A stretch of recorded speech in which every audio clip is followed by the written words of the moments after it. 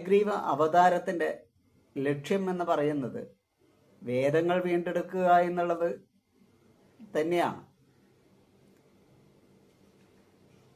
എന്നാൽ അതിൻ്റെ മുന്നേയും ഭഗവാൻ ഹയഗ്രീവ അവതാരം സ്വീകരിച്ചിട്ടുണ്ട് ഒരു അസുരനാശനത്തിനായിക്കൊണ്ട് എന്നുള്ളത് മറ്റൊരു കഥയാണ്. അത് ദേവീ പുരാണമാണ് നമുക്ക് പറഞ്ഞു തരുന്നത്. മാർക്കാണ്ഡേയ പുരാണത്തിലും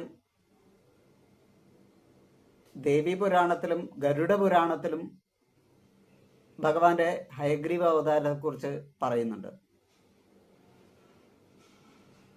ഇതിൽ ദേവി പുരാണത്തിലാണ്